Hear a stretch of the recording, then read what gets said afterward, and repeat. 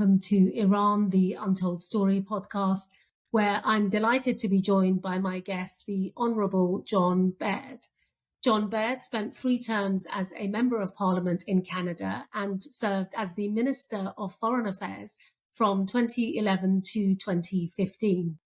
He has also served as President of the Treasury Board, the Minister of the Environment, Minister of Transport and Infrastructure, and Leader of the Government in the House of Commons. Honourable John Baird, thank you so much for joining me. Great to be with you. Perhaps we could start off, if I may, with the period in which you were the Foreign Affairs Minister from 2011 to 2015. During this period, specifically on the 7th of September of 2012, you announced the sudden closure of Canada's embassy in Tehran and also the expulsion of all Iranian diplomats from Canada. I wondered perhaps if you could explain to our listeners what the backstory was for this decision and also what the lead up was to the severance of diplomatic relations with Iran. Well, we had 3 big concerns with the government of Iran. Obviously, its material support for terrorism around the world caused us great concern. Its abysmal and deteriorating human rights record, its war against its own people, and then finally its nuclear program. Those were 3 substantive issues. And at the end of the day, we just didn't feel that we could count on the government of Iran to keep our diplomats safe, to respect the Vienna Convention. And we saw what happened with the American embassy in 1979. We saw what happened with the British embassy. The Saudi embassy was later burned to the ground. And if they were looking for a target, we felt that our diplomats would simply be at risk. And you were quoted again during this period in which you were Foreign Affairs Minister as saying that Canada views the government of Iran as the most significant threat to global peace and security in the world today. And I wonder, over a decade on, whether you stand by those words and whether that still rings true for you. So I'm sad to say that it regrettably still rings true. It's a threat to virtually every one of its neighbors. If anything, Iran's human rights record has deteriorated considerably over the last 10 years. The way they've cracked down on dissent against the men and women of Iran when they've sought freedom and liberty and protested the regime, they've cracked down with an iron fist.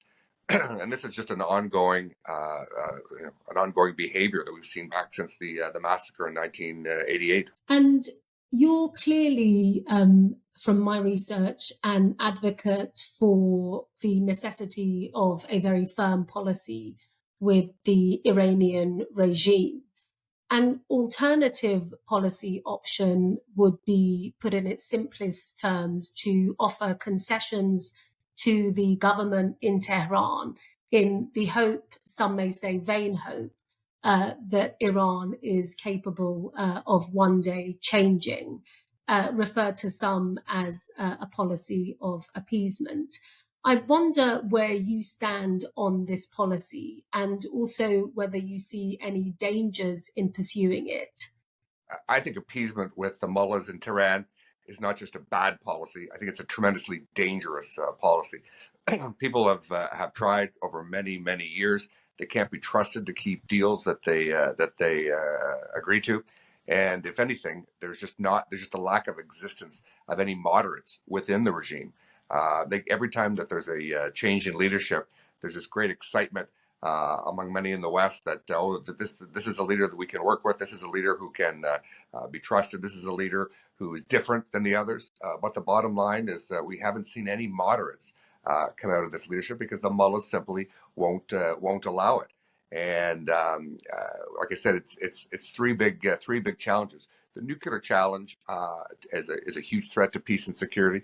It's terrorism in just about every single country in the region is devastating and debilitating to Iran's neighbors. And then of course its terrible human rights record it just does not allow us to do business as usual with that regime. But I do disagree with you on one point. there will be change in Iran. It just won't come from the mullahs. It'll come from the ground up, from the people of Iran, who at one point will be successful in overthrowing this regime. I genuinely believe better days are ahead. Iran has a very bright future.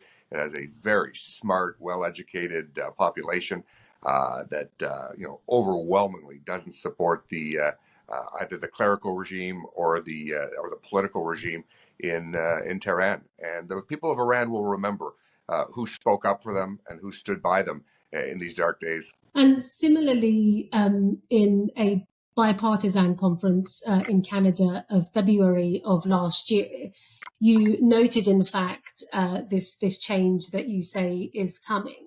And you paid tribute in particular to the leading role of women in the uprising of 2022 and the national uprising. And you said that this wasn't incidental or in any way a coincidence, but very much derived from decades of Iranian women striving to bring about change in Iran. And you particularly underlined and underscored that the ongoing uprising was in many ways rooted in the resistance and the work of the MEK, the Iranian opposition movement. I wondered whether you could elaborate on when and where you were first introduced to the MEK and the NCRI. Sure. The role of women in international peace and security is something I learned a lot about when I was foreign minister. Whenever women play a bigger role in society, in government, in the public service, in enterprise, in civil society, it almost always yields more positive results for the country. And you mentioned the role that women played in I don't want to say it's an uprising. I say it was mass number of uprisings in virtually every corner of Iran was real, and it was significant.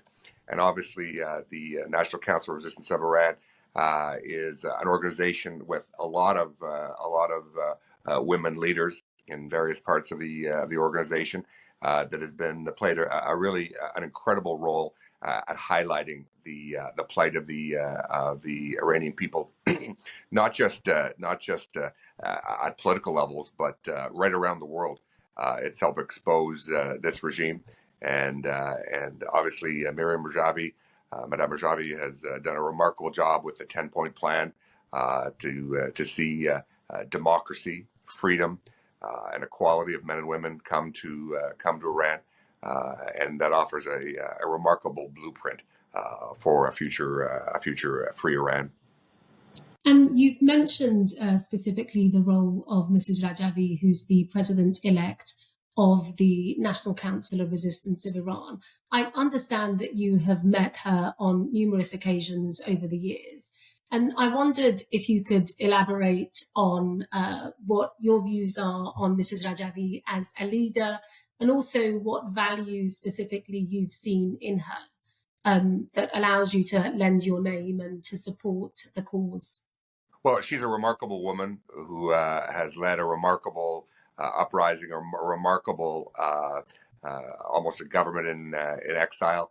And the people, the mullahs in Tehran, the biggest compliment I can make about Madame Rajavi is the mullahs in Iran want to stop her because they see her as dangerous to their extremism, dangerous to their execution of political prisoners, dangerous to their future.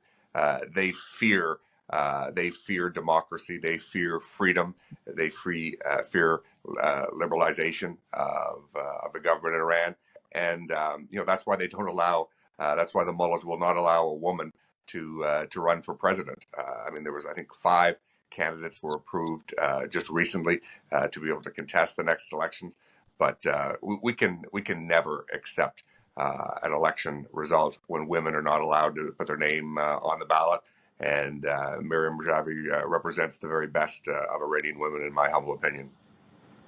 And you are a supporter and have spoken of your support of the 10-point plan, which is Madame Rajavi's roadmap for a future Iran.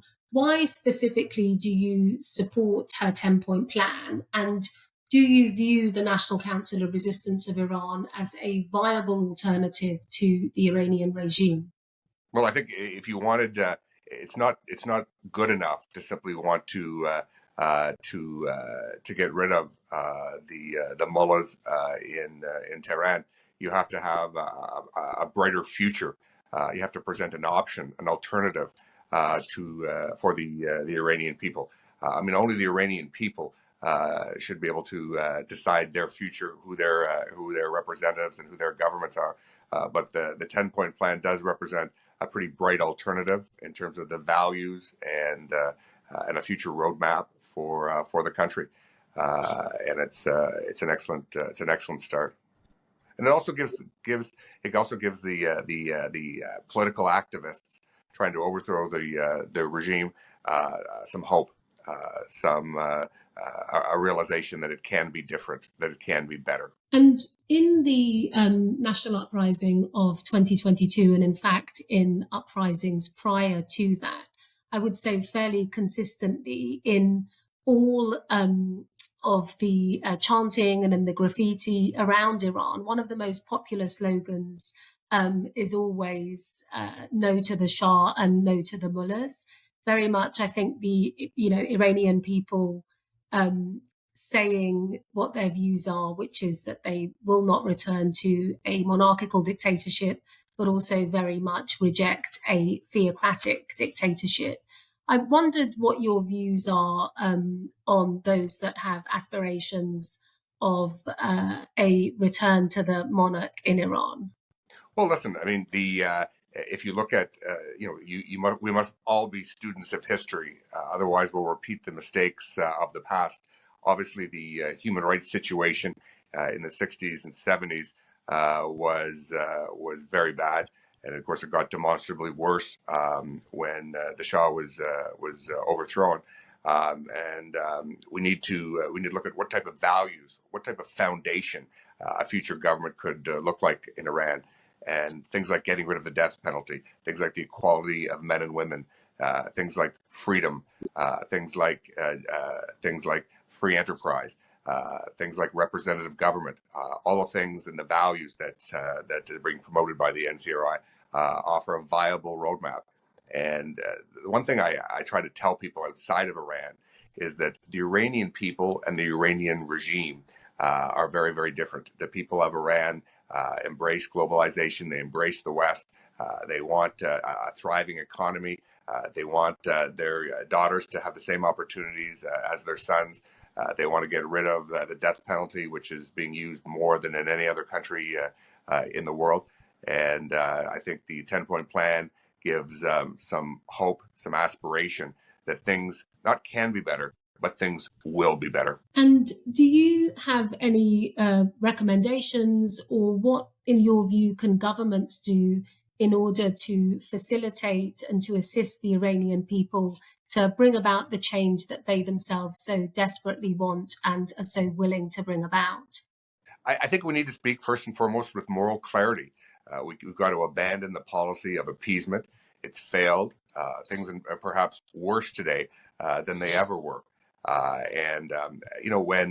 When there's ever a change in government, you see people stampede at the United Nations, otherwise thoughtful, intelligent people, to want to shake the hand of the new Iranian president, to try to get a meeting, to try to look to the almighty dollar to get commercial contracts with the mullahs in Tehran.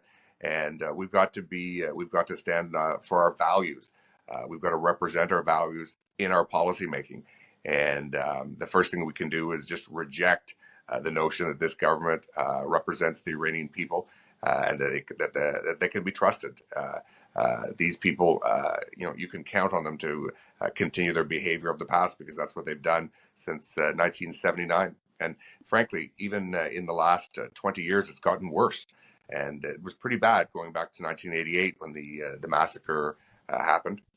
We've also got to send, I think, a very strong message out to those who are committing atrocities within Iran, that there will be a day of accountability for their actions. The world will hold them accountable for the mass atrocities that they've committed. That's a tremendously important message that we have to send. And you mentioned the 1988 massacre, which when over 30,000 political prisoners were sent to the gallows. And former president, and we got to remind people, former President Raisi yes. has personally has blood on his hands. He sat in these ridiculous mock trials. Some of them would go on for no more than 5 minutes before people were sent to their deaths. So he had blood on his hands, and I just don't know how any thoughtful, right-minded person could seek to work with someone like that. That's right. He was one of the individuals on the death commission, and so was in fact himself, of course, personally responsible for a crime against humanity. And mentioning Ebrahim Raisi, he died in a helicopter crash on the 19th of May. What changes could this mean for Iran and also for the wider world?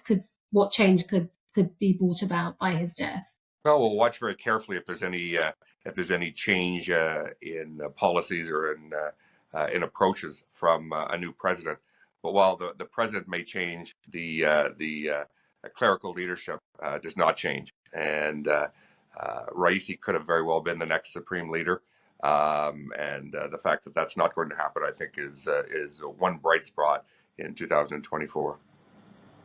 And he was, as you say, he was destined to be the successor to the current supreme leader, which puts the Iranian regime in crises. And frankly, the United Nations embarrassed itself when they held a minute of silence on his death. Again, how thoughtful, intelligent people could consent and participate in that. I just shake my head. I mean, the assembly was embarrassingly empty, and rightly so, but it was very upsetting, I think, for the families. I think the memory should have been, the minute silence should have been for his victims and not for Ebrahim Raisi. When Muammar Gaddafi was killed by his own people, I was criticized for not sending condolences. And I said, on the day that he died, our thoughts and prayers should be with the victims of his regime for years. And Muammar Gaddafi was nothing compared to Raisi. To Ebrahim Raisi. And on the 28th of June, later this month, there will be a presidential election to replace Raisi. What may we expect from these elections? Well, first and foremost, I'm going to be looking at who the mullahs get behind. That would be the last person you'd want to be president. We'll see what the approach of a new political leadership. I have to be honest, though. I don't. When women are not allowed to contest the office, it's not a legitimate democratic election. I was criticized for not recognizing the Iranian election that happened when I was foreign minister. They said it was legitimate. It was legitimate, and I think the Social Democrats in the Canadian Parliament were stunned when I said this government doesn't believe an election is legitimate if women are not allowed to compete. So we hope they'll be better, but I think we must be very, very realistic and not get our hopes up. As long as the supreme leader controls the regime, as long as the mullahs control the country, things are not likely to change. And the necessity for a firm policy would assist in bringing about that change. I mean, if we see, for example, in the UK, the IRGC is still not prescribed as a terrorist organization, which would do a lot to help the Iranian people.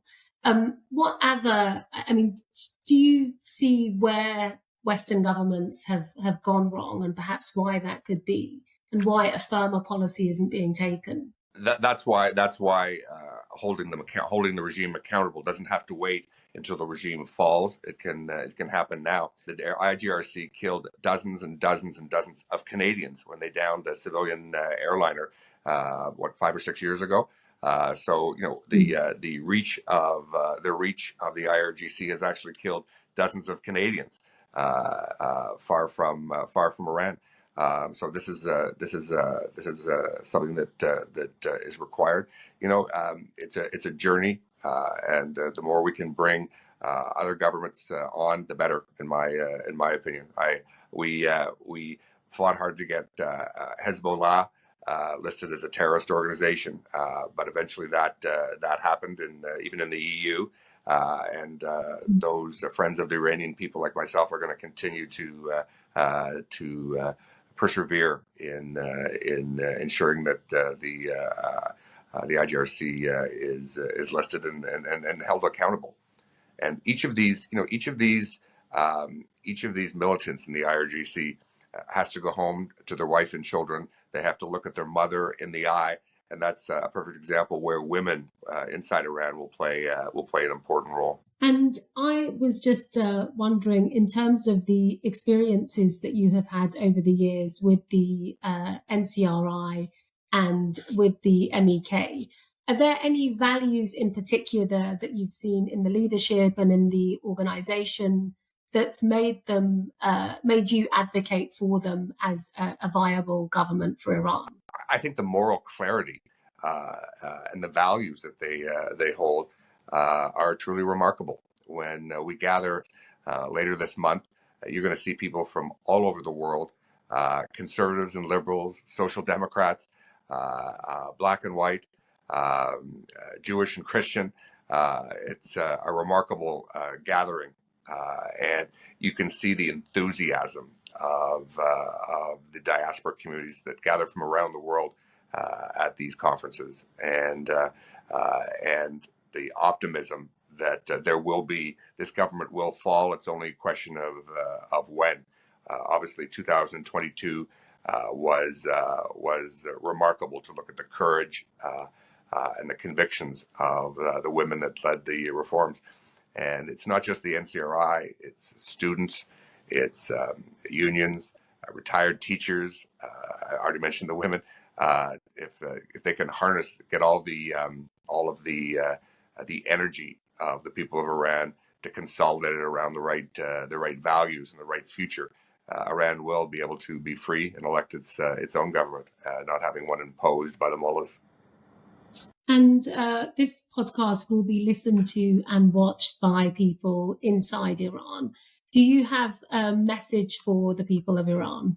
My message is so many people around the world are deeply concerned about your future. You will remember the people who stood by you, who supported you.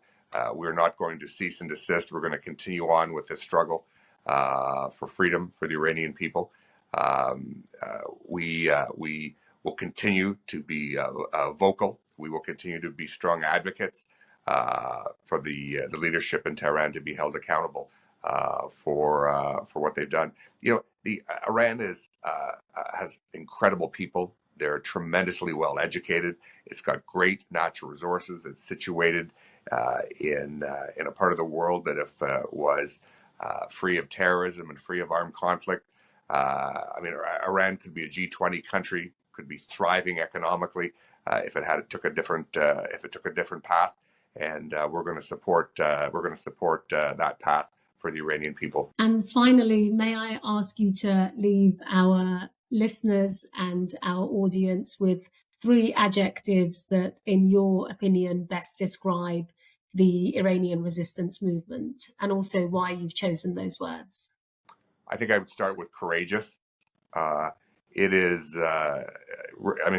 in Canada, when you want to seek the overthrow of the government, you can do it in a peaceful way, and you don't have to worry about your personal health, your personal security, or that of your family.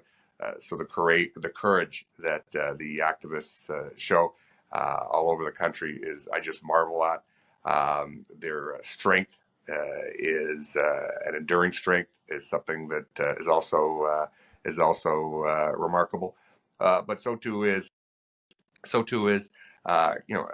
wanting to build something better I find that remarkable, and that's why I've been such a strong supporter of the Iranian people. Honourable John Baird, thank you so much for joining me. Really do appreciate your time. A pleasure to be with you, and I look forward to working with all of my friends in the NCRI and all of my friends from around the world as we gather later this month. Thank you.